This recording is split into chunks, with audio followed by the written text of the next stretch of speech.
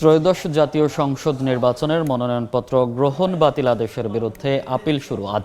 নির্বাচন কমিশনে আপিল করা যাবে ৯ জানুয়ারি বিকেল ৫টা পর্যন্ত। সংক্ষুব্ধ প্রার্থী আর্থিক বা সরকারি সেবাদানকারী প্রতিষ্ঠান অথবা প্রার্থী কর্তৃক লিখিতভাবে ক্ষমতাপ্রাপ্ত কোনো ব্যক্তির আপিল দায়ের করার সুযোগ রয়েছে।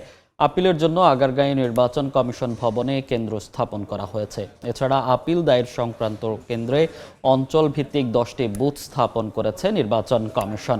10 থেকে 18 জানুয়ারি পর্যন্ত আপিলের বিরুদ্ধে শুনানি চলবে। 19 জানুয়ারি থাকছে প্রার্থিতা প্রত্যাহারের সুযোগ। 20 তারিখে প্রতীক বরাদ্দের পরদিন থেকে প্রচার চালাতে পারবেন প্রার্থীরা। সারা দেশে 300 আসনে মনোনয়নপত্র সংগ্রহ করেন 3,406 জন, জমা দেন 2,568 জন। যাচাই শেষে বৈধ প্রার্থীর সংখ্যা 1,842 জন আর বাতিল মনোনয়নপত্রের সংখ্যা 723।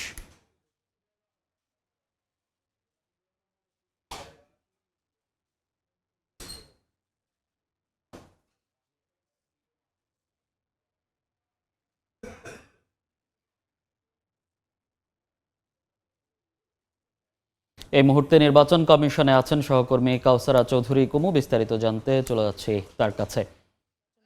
ভবনে যেখানে প্রার্থীদের মনোনয়নপত্র যাচাই বাছাই শেষে যে আপিলের এখন সুযোগ রয়েছে, সেই আপিলের দিন আজকে শুরু এবং আজ থেকে আগামী 9 তারিখ পর্যন্ত যে কোনো প্রার্থীর পক্ষে অথবা প্রার্থীর বিপক্ষে যে কেউ আপিল করতে পারবেন এবং যারা ইতোমধ্যে গতকালকে যে 723 জন বাতিল হয়েছে যাদের মনোনয়নপত্রটি, তারাও কিন্তু এর বিরুদ্ধে আপিল করতে পারবেন। অর্থাৎ শুধু যারা বাতিল হয়েছে তাদের বিরুদ্ধেই শুধু আপিল করা যাবে বিষয়টি এমন নয়।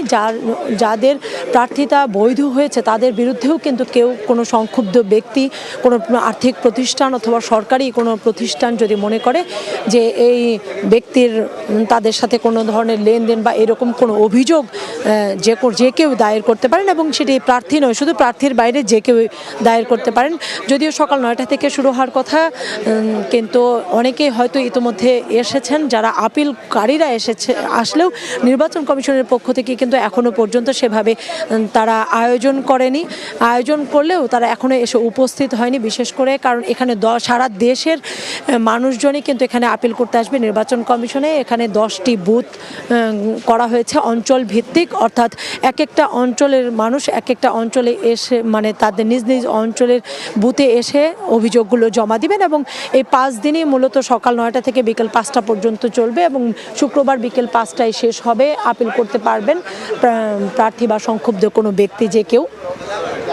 তারপরে কিন্তু এই আপিলের বিরুদ্ধে শুনানি করবে নির্বাচন কমিশন। সেই শুনানিও 18 তারিখ পর্যন্ত 19 তারিখ পর্যন্ত চলবে।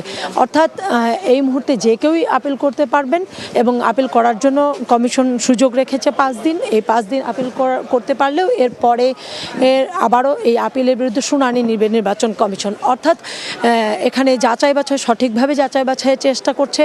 বিশেষ করে এতে ইতিমধ্যে কিন্তু আমরা দেখেছি যে এই 300 আসনের মনোনয়নপত্র সংগ্রহ করেছিল প্রায় 3,400, প্রায় 400 জনের মতো সংগ্রহ করেছিল এবং এর মধ্যে 2,000 প্রায় 2,500 মতো হচ্ছে জমা দেয় এবং এর মধ্যে কালকে 1,800টি মনোনয়নপত্র বৈধ হয় আর 723 জনের মনোনয়নপত্র বাতিল করে নির্বাচন কমিশন।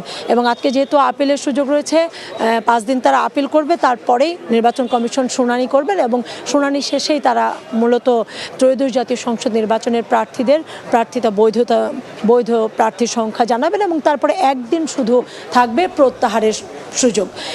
আসলে এই নির্বাচন কমিশন থেকে এই মুহূর্তে আমার কাছে সবশেষ তথ্য। সরাসরি যুক্ত ছিলাম নির্বাচন কমিশন ভবন থেকে।